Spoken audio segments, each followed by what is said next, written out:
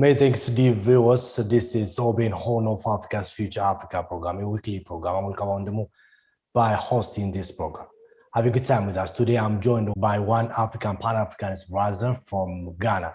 His name is Kwame Gonza. He's a publicity and media director at the Kwame Nkrumah Ideological Institute based in Ghana. Kwame Gonza, many thanks for joining me and welcome to this program. Oh, thank you so much, my brother. Thank you so much for inviting me and having me. Greetings from West Africa and greetings from the organization which I represent, the Kwame Nkrumah Ideological Institute, which is a civil society organization. It is a Pan-African organization that represents Africans around the continent, all over the continent. So we keep our ear present on all events happening in Africa. And yes, I bring you greetings from West Africa. Thank you very much. Good. Just to start with, today in our interview, we'll talk about imperialist neocolonialization in Africa and the case of Ethiopia today. So that just to start with, in connection with the imperialist blackmail and misinformation in the African countries, and why there has been realization of some of the Western media is been spreading misinformation and imperialist neocolonization. What is your comment about that? Thank you very much. For a very long time, the imperialists, especially the West African, the Western countries, which are being led by the United States now, and then you add other European countries, Canada and Australia, have been, having the narrative over the information that has been shared all over the world because they have been controlling the media.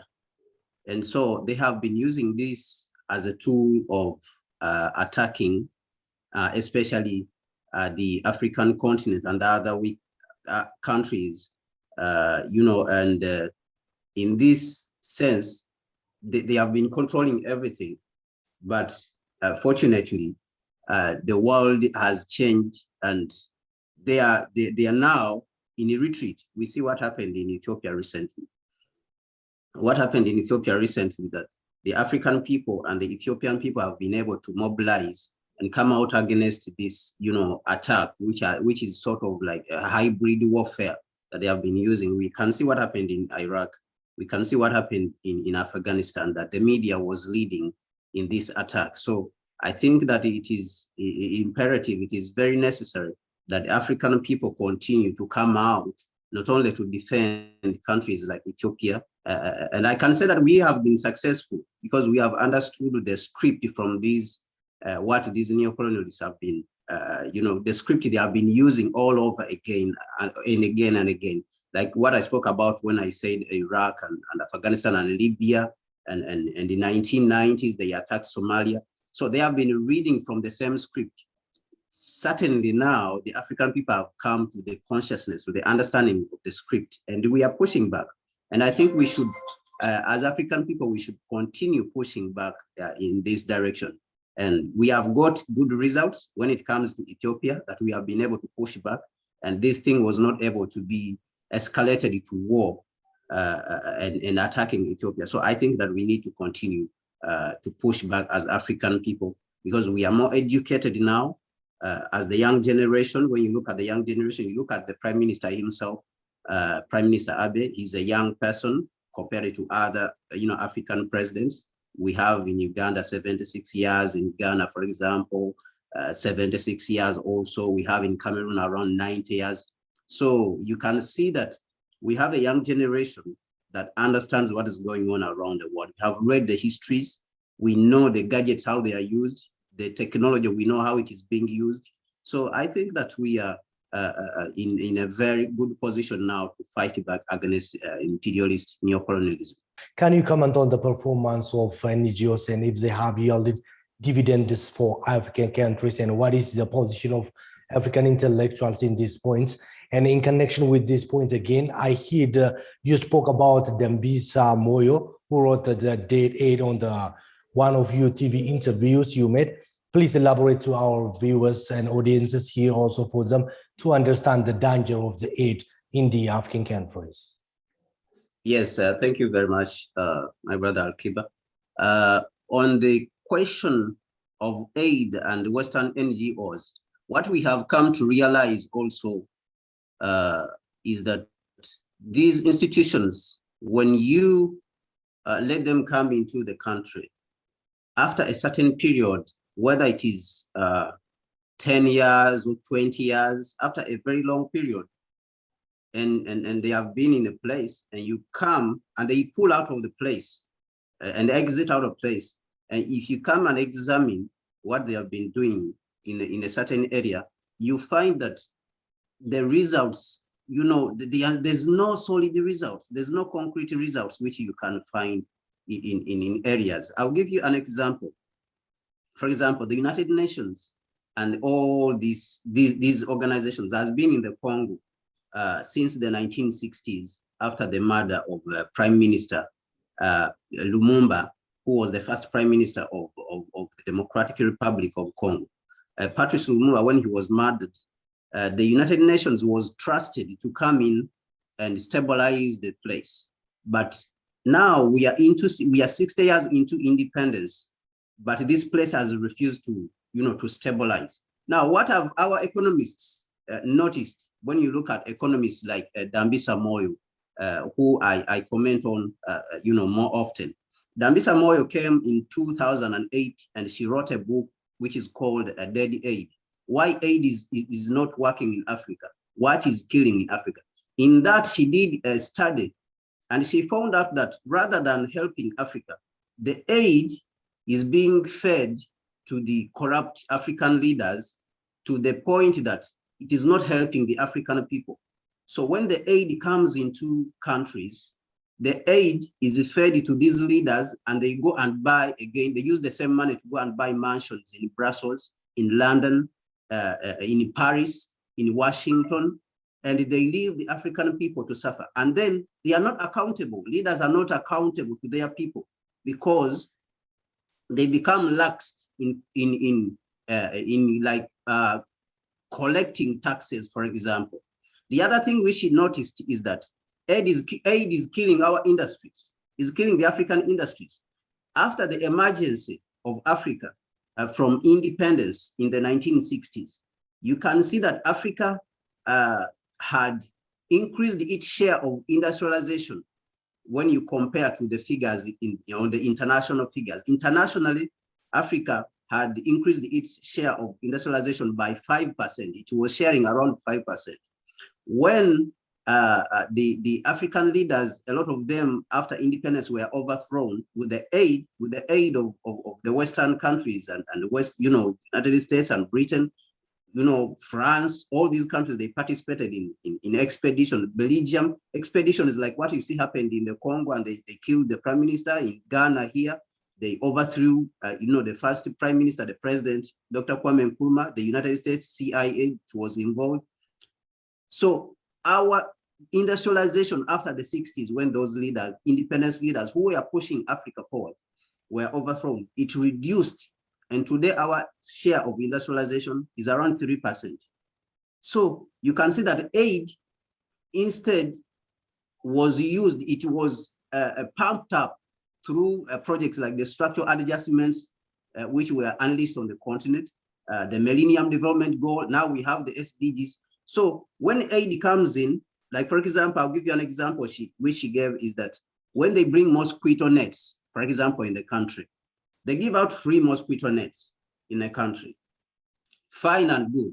On the outlook, initially it looks as if it is a good, you know, a gesture, but in actuality, they are killing industries which are supposed to make these mosquito nets for the people. Because when you create an industry that is producing mosquito nets in a country, like for example Ethiopia, which has a lot of cotton and other materials, and other African countries, in East Africa, there's a lot of cotton which can be used to make these mosquito nets.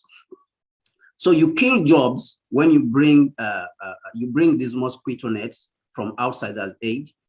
You kill jobs, and then you kill the ability of the people, their dignity, because it doesn't only stop on people having jobs and industries, but their dignity itself is, is shattered. So this is the case which Dambisa Moyo in her book Daddy Aid is making, that rather on Western countries engaging Africa on aid and pumping aid in the continent, which they are using to bribe our leaders actually, and it is not reaching the African, it should focus on trade. And what she means by trade, not just trade, but just trade, whereby we should be able to get the right price for our commodities, because we are selling a lot of commodities, or rather come and set up industries in Africa here so that we can refine the products here. We can manufacture the products and increase the value of our commodities like gold, commodities like copper. We can see mining in going on in Zambia. They are just taking out the materials. They take them to the United States, Britain, France, Japan, and all these countries. So why not set up industries? Let us set up industries which are manufacturing motors and other equipments that come from copper in Zambia.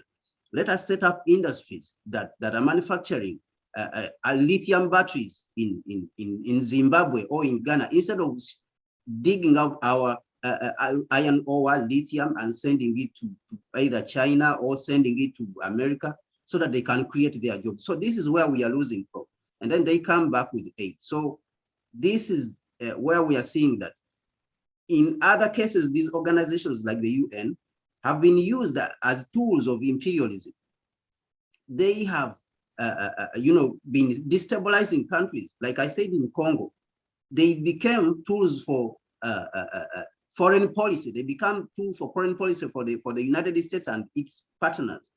When we go to the United Nations itself, it is even disturbing that they have refused up to date to admit Africa and give it a permanent seats at the United Nations Security Council, permanent seats, not temporary seats, as we are seeing that recently Ghana and Gabon have taken up a seat at the United Nations Security Council. These are temporary seats, but we are talking about permanent seats at the United Nations Security Council. So they are using this organization now, the UN and other organizations, UNICEF and all these, which they use as excuses to come in and destabilize countries and come and take them over, create war, come and take them over. So this is what we are rejecting as Africans and saying that Africa has to thrive on trade. Africa has to change its direction from the direction of, aid into the direction of trade. And the people who are going to lead this movement are here. We are here, the youth. We are more educated. We understand how the United States was built. We understand how France was built. We understand all these nations. We understand how China has been built in the last 30 years. And this is the blueprint which Ethiopia has been taking actually. When you look at the institutional framework in the Federal Republic of Ethiopia. So we understand this, and we are saying that the world has changed and the world has to be reconfigured. The narrative of aid for Africa has to stop, and the narrative of trade and industry and sharing and commerce, it has to take the center stage. So this is how I look at these institutions that have been peddling aid all over the African continent. How can the Africans fight back this struggle and secure the world independence of African continent, and for the future, to how this could be a lesson for the rest of the African countries in general? Yeah, I think that when you look at the United States in AGOA, for example, that question actually is very, very timely to today when you look at what is happening in Ethiopia. The United States, for example, has wanted to use AGOA to arm twist the Ethiopian state and overthrow the democratically elected government in Ethiopia. And this has been going on all over. When you look at countries like Venezuela, what they are doing there, they are disturbing Cuba, they are disturbing, when you go to Syria, they are disturbing Nicaragua, all these countries in Latin America. They are disturbing even Russia, Syria, all these countries. So they just want to cause problems, sanctions all over. So they were using now instruments like AGOA. AGOA, when you look at AGOA, actually, in benefit terms, you see that the United States has been benefiting a lot. It has been dumping a lot of products in our countries, for example, agriculture products in Texas alone. Texas, the farmers in Texas have been subsidized to grow agricultural products like soybeans and dump them in Africa. And in Africa, we are not subsidizing our farmers. And they have been killing our farmers. They have been dumping chicken on the African market and killing off the farmers. And this is the problem with the African leaders. And I think that African leaders have to learn how to protect their interests, the interests of their people, the interests of us, because we are the African people. So they have to learn to stand up and say, our people are behind us. What we have seen in Ethiopia is that we can stand up to these people. We have the tools. We have the tools. You know, the events that are going on in the world history is in our favor. The technology, you know, these things are in our favor. We have the youngest population, so we can fight back against neocolonialism. When you look at it, I was single out Ethiopia for today, for example. Ethiopia, when you look at this AGOA trade, the United States is exporting a lot of aircraft, you know, through Boeing to Ethiopia, because we know that Ethiopia now is the biggest, I can call it the aviation center of the African continent because of Ethiopian Airlines. Now, when we look at the United States, it is benefiting a lot from the export of aircraft to the Ethiopian Democratic Republic of Ethiopia. So if it starts intimidating Ethiopia through AGOA, I think Ethiopia also can pull out certain tools and start using, you know, that card and threaten the United States, because they are not the only ones who have these tools to use. We have countries that have started manufacturing aircraft, like countries like Russia. They have Sukhoi super jets. Okay, Ethiopia also can start looking in the direction of Russia and say we'll put a stop on buying Boeing. If you continue, you know, coming inside the country and destabilizing it, there is a lot of tools which we can look at. COMAC, China has also started manufacturing aircraft. So these are all options that can be looked at. You know, Airbus in France is also manufacturing aircraft. So looking at how the Ethiopian Airlines is buying a lot of Boeing aircraft, this is a card which we can also pull out. We can also pull out many cards in trade. African people can start looking at the idea of what they are consuming when it comes to clothes. We can boycott Western clothes. So these are all tools which we can pull out. Where are we keeping our money? The banks, the Western banks, we can refuse to keep money in their banks, whether it's technology companies like Google or WhatsApp or Facebook. We can refuse to use them. So these are all tools, but the African people, they don't want to behave in this way. We want cooperation, but I believe that we should seriously start looking at these options as African people, because we cannot continue to be pushed in a position of subjugation as African people. We have been here. Ethiopia, for example, has been here existent as a civilizational state as a civilization for a very long time, more than 5,000 years. The United States has just come here for 300 years. So we cannot allow such a country to come and bully us and tell us what to do, because we have a strong culture, we have strong people, we have been here for a very long time. So we cannot allow this, you know, to come in and they continue to, you know, to bully and push us around and overthrow governments on the African continent. So I believe that we have the ability to push back. We have the intellectual capability. We have our people, we have the youngest population in the world. Africa has around, you know, 70% of the population is under the age of 30. So we have enough labor.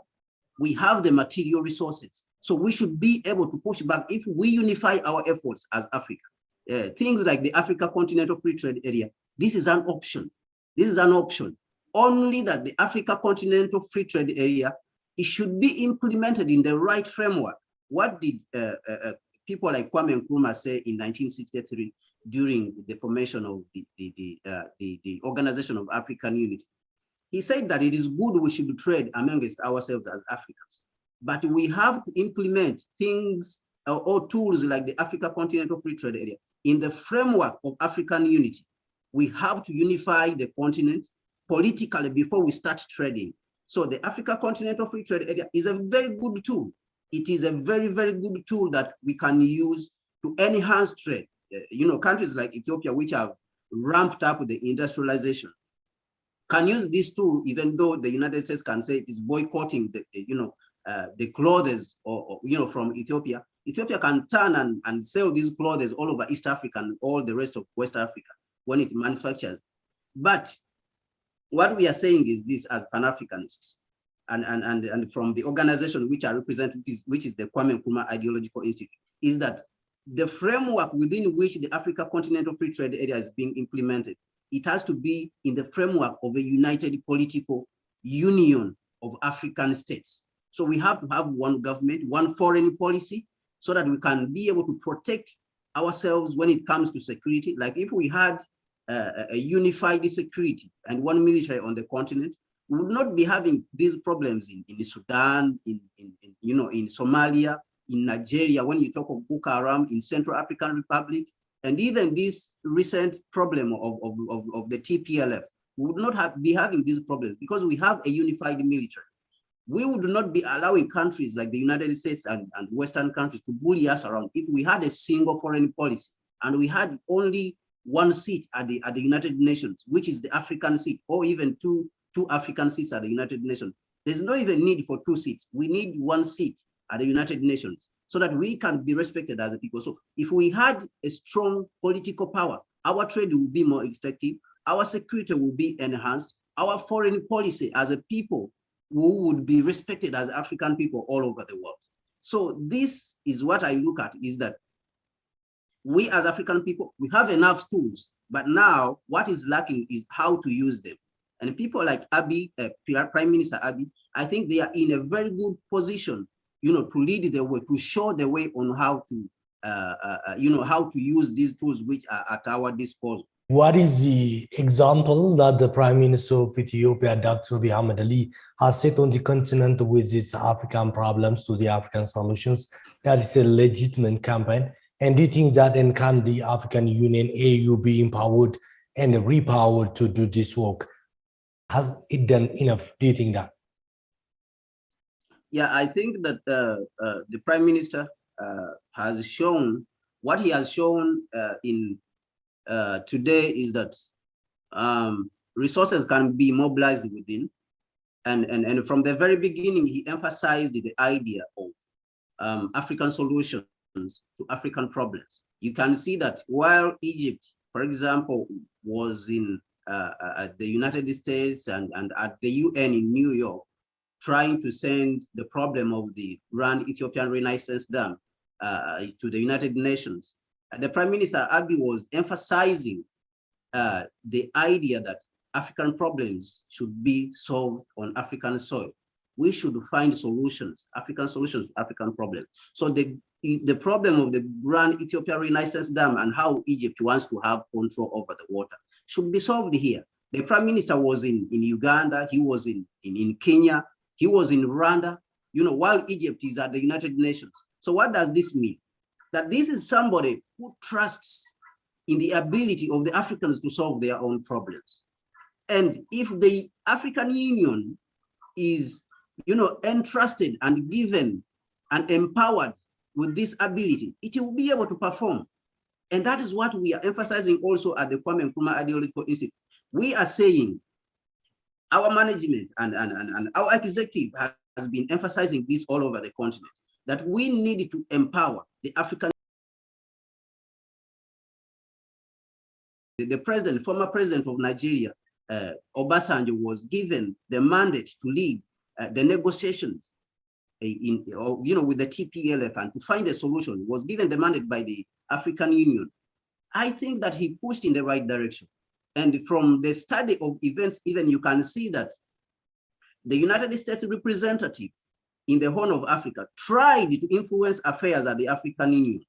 But because the African people had trusted the African Union, and the Prime Minister himself, Abiy, had trusted the African Union and said that the African Union should be able to solve this problem. It should be able to to stand in the midst of this problem. So the African Union was able to solve this problem. Without the United Nations, without the United States, without all the Western countries. The Western countries have enough problems. They have problems now. The coronavirus is killing them. You can look at countries like the United States. The coronavirus is devastating them. Europe, all over, people are dying, demonstrations.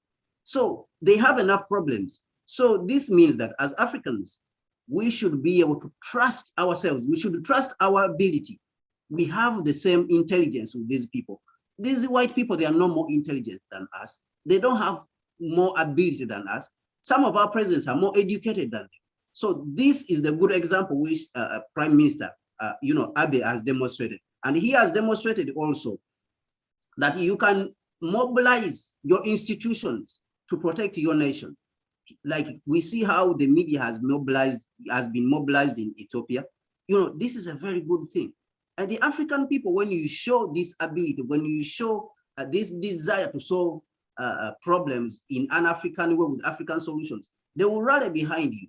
And we can see the support which Ethiopia has received all over the continent. We have seen this all over the continent and in the diaspora. All African people have supported Ethiopia and say, even if it means going to Ethiopia militarily, to be able to help Ethiopia to fight off these neo-colonial supported forces and rebels, we will go. African people, they said, we will go in and support, the government, the democratically elected government of Ethiopia. We will go in and support it. So this is what it shows, that you can mobilize resources within to be able to protect yourself, and even you can be able to mobilize your own resources, to be able to solve your own problem as African people. And I think this is a very good example which Prime Minister has shown, and he needs to keep it up. He doesn't need to stop there, but he needs to take this narrative all over the continent, because what has been missing on the African continent is leadership. Squarely, I'll quote one of the Nigerian writers. He said that the problem of Africa is squarely the problem of leadership.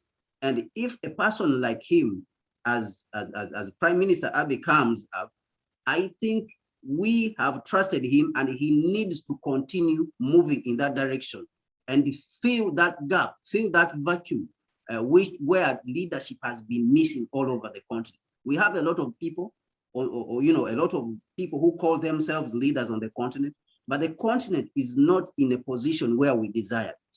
And Prime Minister Abe is someone who has shown that he is in that position. He has the solutions, and he has that mindset of people like Kwame Gonza, people like Amilcar Cabral, people like Sekou Toure, people like Emperor Haile Selassie, people like Patrice Lumumba of the Congo. So people like Muammar Gaddafi. So if you have this mindset, we the African people and Pan-African world, we have trusted you as African civil society. Continue pushing forward, and we will stand behind you and support you. So I think that it is a very good example. He has shown that we can solve our own problems, and the African people also have shown that when you stand in such a position, we can continue to stand behind you and support you, and we will never leave you as African people and African civil society and the Pan-African world all over. We'll continue to stand behind you in solving our problems as African people. Many Pan-Africanists had a lot of hope on the late President Magufuli of Tanzania. Can you compare and contrast his performance with the current leadership of Ethiopia, Dr. Abiy Ahmed, the Prime Minister? Yes, thank you very much for that question. I think that President Magufuli is someone also as a leader who many African people had a lot of hope in. You can see that when you go back and examine the late President Magufuli's performance in Tanzania, he was able to do a lot of things without asking for aid from any, Western countries. When he attempted to ask for help and it was denied from countries like Canada and all those countries, the United States and the World Bank, President Magufuli decided to look inside and see how he can mobilize his resources inside the country. And lo and behold, he was able to do a lot of things. I will give an example. He was able to build a dam of 2,000 megawatts of a dam.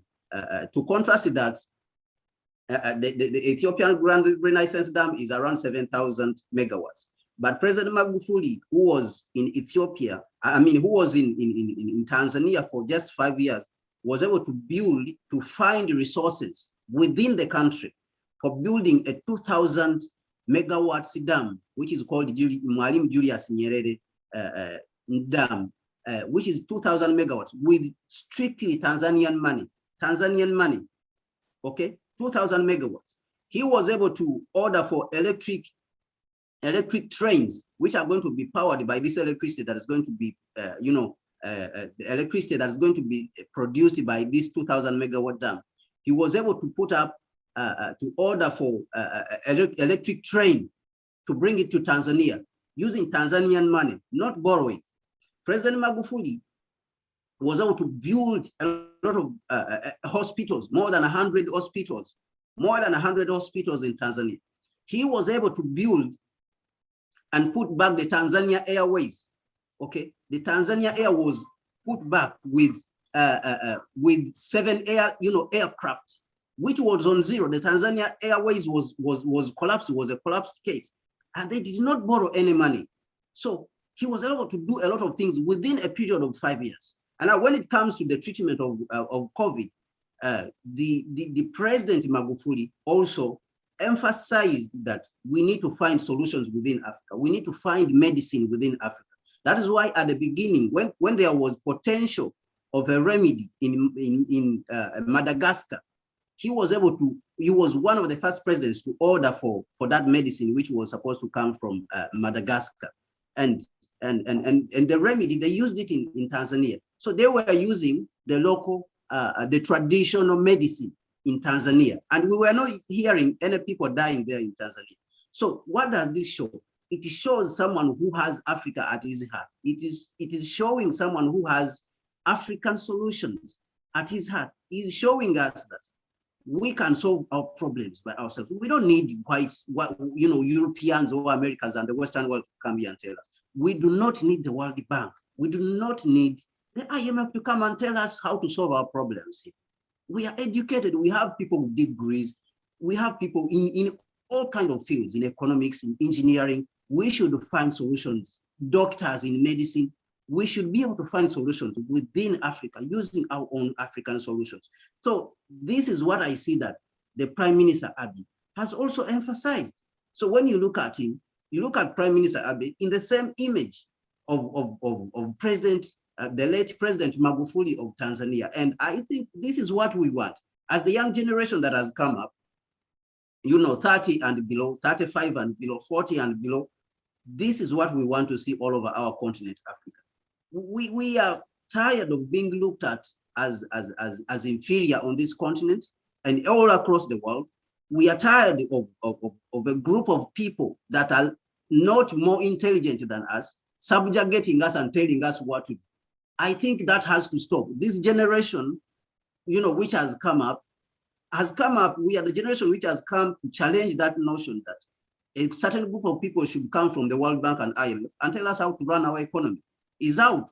A certain group of people should come from the World Health Organization and tell us how to run our health in a country, how Ministry of Health, how our people should feed and all this. So our security, the United Nations should come and tell us how to run our security. No, we are saying no. This is out. We will find solutions within Africa. And I think it is a very good example. And I can see with confidence that the Prime Minister Abiy has been walking in those shoes of the great presidents like President Magufuli, President Kwame Gonza, President Sekou Toure, and all other African leaders like President Patrice Lumumba. And I think he so far has been walking on the right path. Good. Is there any alternatives for the future? What should be the way forward for Africa, especially in connection with the economic and the other integrations? What should be the best way for Africa and Africans in general? Yeah, so like I said, I think we need to continue to look inside ourselves as African people. Like I said, Africa now has achieved a literacy rate of more than 65% all over the continent. But where have our doctors and teachers and nurses and engineers and lawyers, where have they been going? They have been flowing to the Western world to get better jobs than what is in Africa. So if we have achieved these milestones in education, as they have been always saying that education is the key to success, that means that we have enough human resources. Now, what is the next step there? The next step is that we have enough material resources. Africa has 30% of the remaining resources in the world. So that means we have enough resources for industrialization. So if this is the way forward, we have to understand now what comes first and what comes next. So other people have been talking about, for example, the Africa Continental Free Trade Area. So if the African Continental Free Trade Area is a good tool that is going to help African businesses, move goods all across the world, and I mean, all across the continent and consequently the world, then we have to understand the context within which the Africa Continental Free Trade Area should be implemented.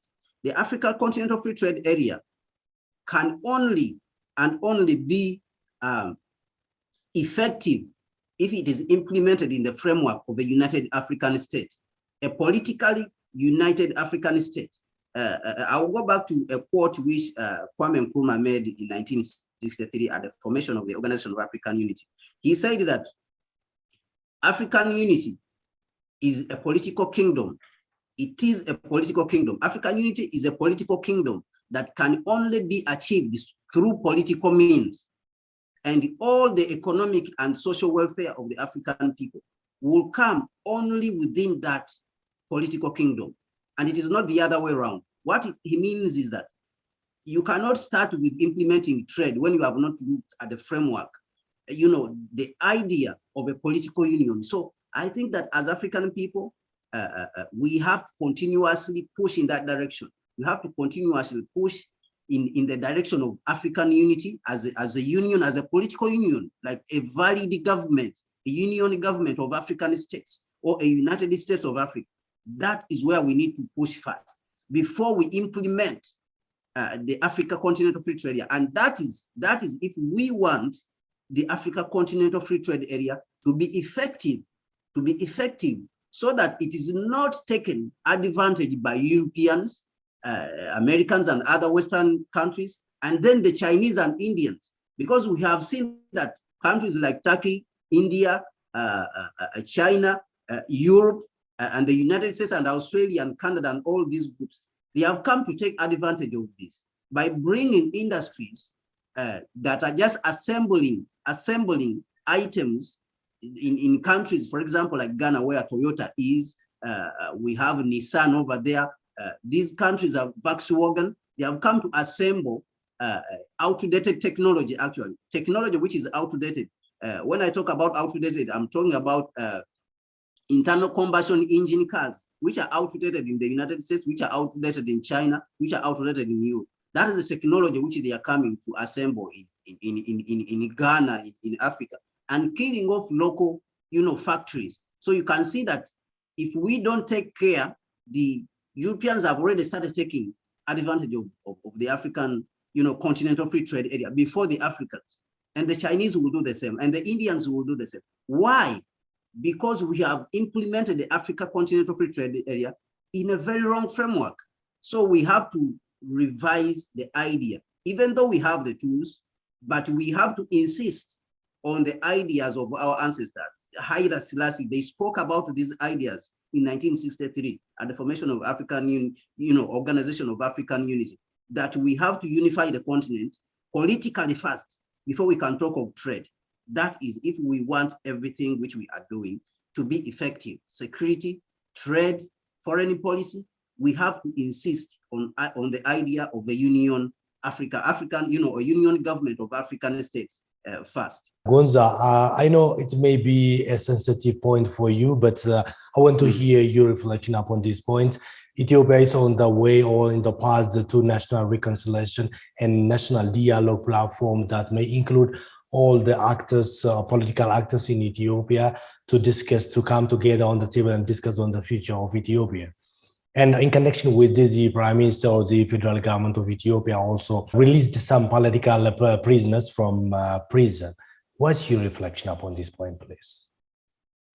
Yeah, I think that's it is like you have said, it is a very sensitive issue.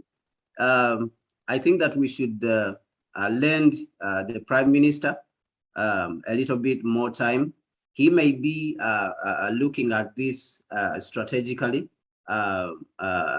He may be making a strategic move, even though he needs to find a way of explaining this to the Ethiopian people and the African people around the world, because the struggle in Ethiopia against these neo-colonial incursions and forces is being looked at by all Africans around the world as an African struggle. So that means the Prime Minister is not only answerable. He has to understand that he is not only answerable to the Ethiopian people, but he is answerable to the African people, because this struggle in Ethiopia is an African struggle. So I think that as Africans, we should try to give him time to see the strategic moves which he's making, like the strategic move which was made, and he said that he will not move into Tigray.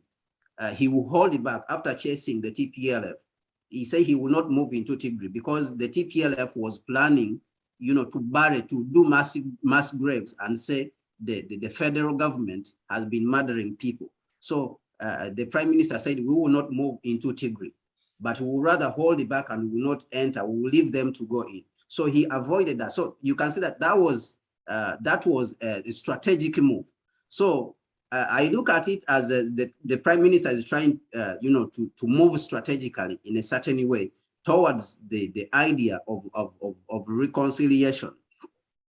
So I think that as Africans and as the Ethiopian people, I think we should give him time. We should borrow him time for him to make this strategic move, because at the end of the day, he is making efforts to preserve Ethiopia in its entirety as a unified state, and to continue unifying the people and to have everyone on board in the process of rapidly constructing Africa going forward, because Ethiopia for a long time during the past years has been the fastest growing economy in Africa. It has been one of the fastest growing economies in the world. So I think that status quo of rapid development has to be preserved. So I think we should lend the Prime Minister some time, but the only advice I would give to the Prime Minister is that he has to be very sensitive to the people, and he has to come out to try to explain what he's doing to the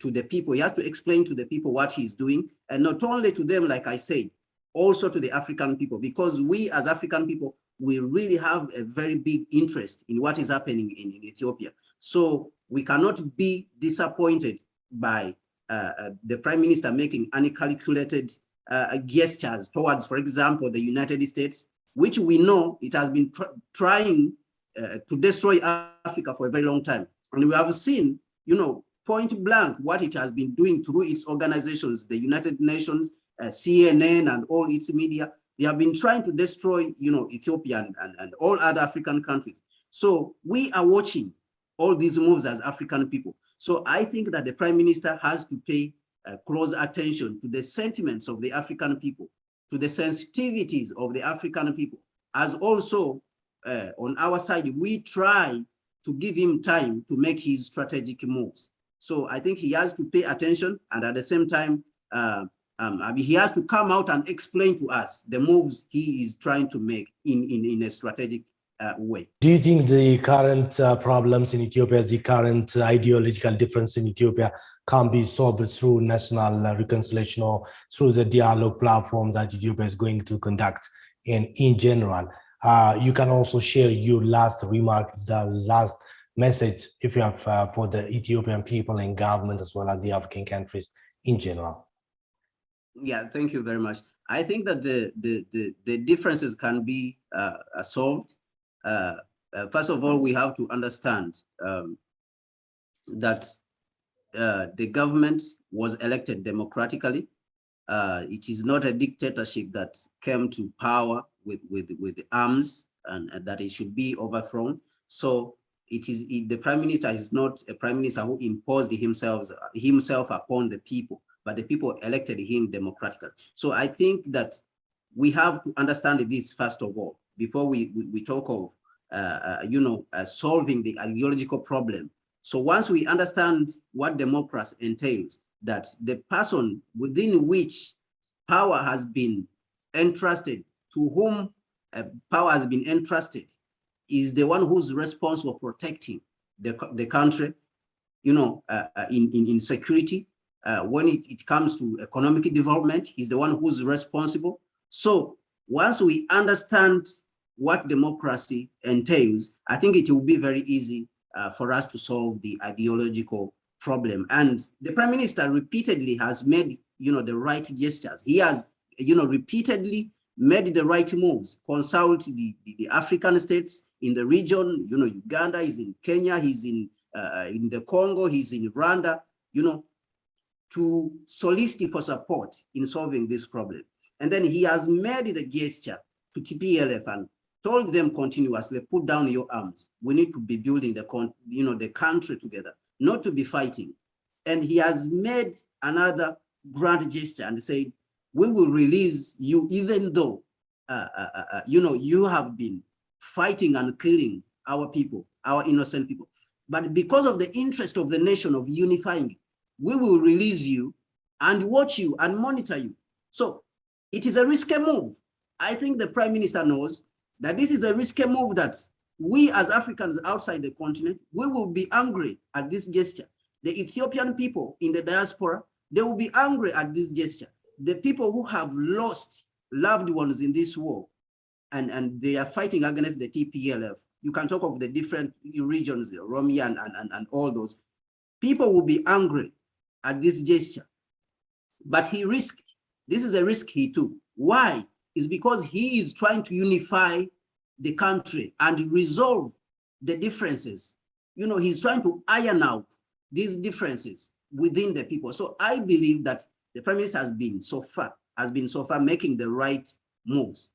And I think he needs to continue in that direction. And these differences definitely will be ironed out if TPLF puts down its arms and stops fighting a democratically elected government. So I think that is my take on that issue.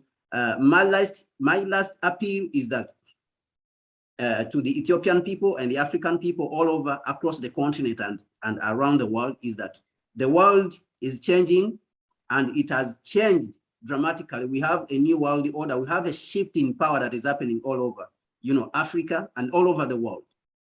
Power is shifting from the West to the East, like we have seen the rise of China. So it is time for us as African people to come together and work together and choose out those Pan-African leaders who have demonstrated that we can find African solutions to African problems. And I believe so far that people like the late President Magufuli, people like the president, the prime minister Abiy, have demonstrated that ability, and I think we need to stand strong behind that. And the other thing I want to say is that only we, the youth of this generation, can reconstruct Africa. Only we, the youth of this generation, can bring back the dignity of Africa, which has been, denied, the disrespect that has been given to us for a very long time, that has been imposed on us. We only can bring that dignity back, and we can do it as African people. We can reconstruct Africa, as African people all together. We can only do it all together, in unison, but we have to insist on the idea of a united African state. So I thank you very much for having me. I thank you for inviting me. Once again, I want to say greetings from the Kwame Nkrumah Ideological Institute, and greetings from West Africa. Thank you very much, my brother. Kwame Gonza, thank you very much for your time again. Thank you very much for joining me and for sharing your best thoughts. Thank you very much. Thank you. Dear viewers, this will bring us to the end of this edition. I will come on by hosting and producing this program. Till the next edition, have a good time.